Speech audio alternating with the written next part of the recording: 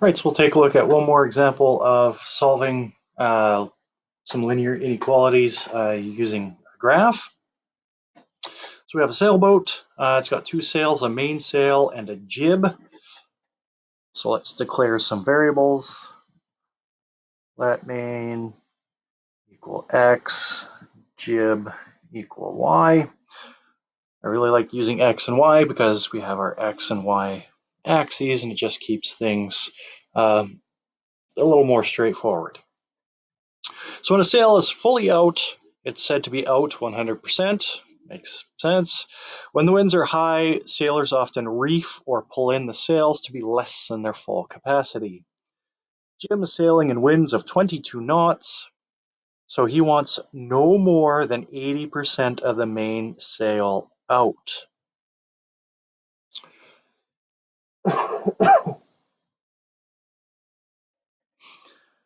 So he wants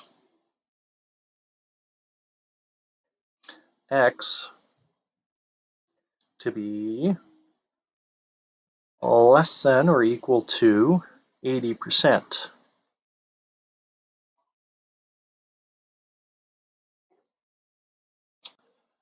Jim also wants more mainsail out than jib, so he wants x to be greater than y.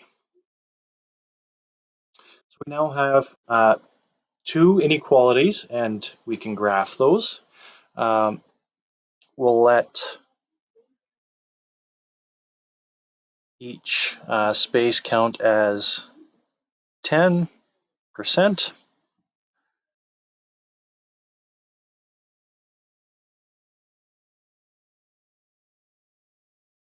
So we'll graph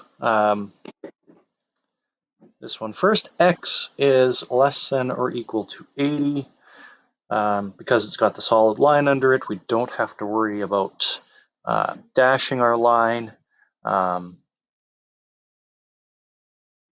I don't have my ruler, so I'm going to freehand it. So there's our line right there at x is equal to 80. So x is less than 80, so we shade everything over there. And because it's a real life example, nothing is less than 0. So now if we were to graph this one, x is greater than or equal to y. That's going to be a line going like this.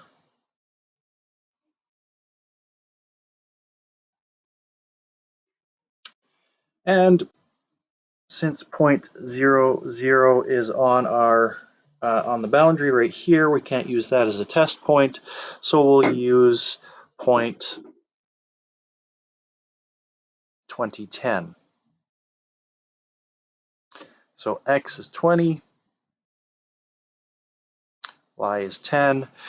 20 is greater than or equal to 10. This is true, so that test point is part of the solution space. So that's going to mean everything under that line, right? Y is less than x, so it's going to be under the line. Shade that in. And so our solution space will be this triangle right here,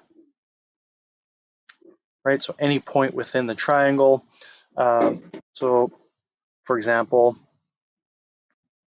2010, we'll take that test point. 60, 40. Right? Any point within this triangle will satisfy our linear inequalities.